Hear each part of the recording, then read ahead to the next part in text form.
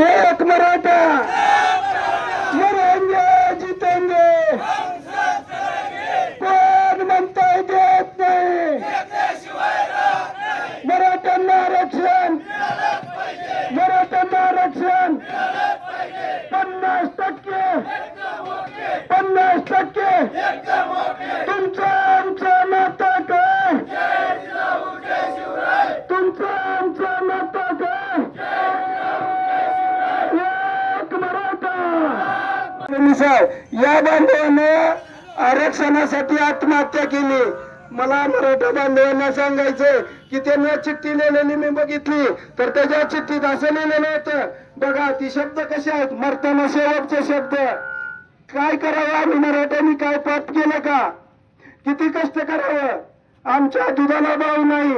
आमच्या शेतातल्या मालाला भाव नाही आम्हाला शिक्षणासाठी आरक्षण नाही आणि आमचे मनोज जरांगे पाटील 16 सप्टेंबर पासून उपोषणाला बसणार आहे तर मला ही बघू वाटत नाही म्हणून मी आत्महत्या करीत आहे असं आपल्या मराठा बांधवांनी चिठ्ठीत केलं। इतकी वाईट परिस्थिती आपल्यात आलेली आहे पण आता आपण कुणी आत्महत्या करायची नाही हरून जायचं नाही आपण लढायचं या सरकारला सोडायचं नाही। उद्या विधानसभा निवडणुकी आहेत तेच जरांगे पाटील सांगते तोच शब्द तेच प्रमाण राहील आणि आपण यावेळेला सरकारमधल्या आणि महाविकास आघाडी सरकारमधल्या नसणाऱ्या सरकारला सध्या दाखवून देऊ। मराठा आरक्षणाच्या बैठकी सर्वपक्षीय असताना महाविकास आघाडीची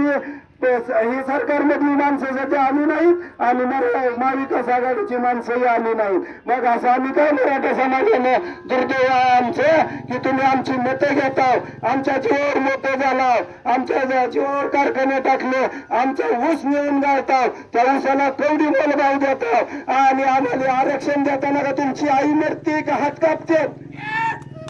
मग असं कुठंतरी चीड निर्माण व्हायची गोष्ट आहे की तुम्हाला 5 मिनिटं वेळ येत नाही आमच्या मराठा बांधव मरतात तुम्हाला वेळ नाही मराठ्याला आरक्षण द्यायला 14 महिन्यापासून वेळ नाही किती दिवस आम्ही सहन करायचं आणि का सहन करायचं छत्रपती शिवाजी महाराजांच्या राज्यामध्ये जर मराठ्यावरच अन्याय होत असेल तर या मराठा समाजाचं दुर्दैवाने नाव लागेल। त्यामुळे मराठा बांधवांना माझी विनंती आहे की सगळ्यांनी एकजुटीने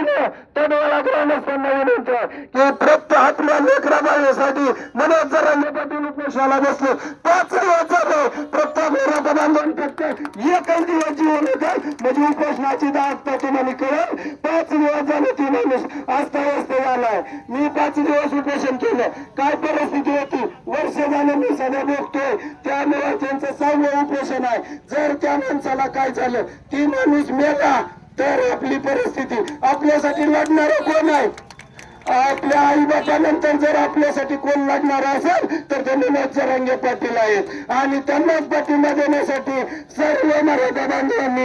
एकत्रित येण्याची गरज आहे। हा आपला शेवटचा लढा आहे यापुढे आपल्याला आपल्यासाठी उभारणारे सध्या कुणी भेटणार नाही सर्व राजकीय स्वार्थी आहेत मतदाबद्दल तळमळ नाही कुणालाही आपल्याला आरक्षण द्यावं असं वाटत नाही। मराठ्याच्या आंदोलनात फुटणं फेडण्यासाठी बार्शीचे आमदार हरणखोर राजेंद्र राऊत त्याला फडणवीस किती पुत्र सोडणार आहे सगळी फडणवीससाठी बुकणारी पुत्री रस्त्यावर यायला लागलेत किती ठिकाणी तुम्ही मराठ्याच्या विरोधात आंदोलन करता फक्त मराठा समाज मनोज जरांगे पाटलाच्या आंदोलनाला मानणार आहे मनोज दादाचा शब्द आम्हाला नाव पाळणार आहोत आणि मनोज दादा सांगतील तीच करणार आहोत। मराठा समाजाने किती अन्याय सहन ही साधं उदाहरण की खरंच सांगतो की आम्हाला जमिनी पाणी 10 एकरवरून 2 एकरवर आलो सध्या आमची परिस्थिती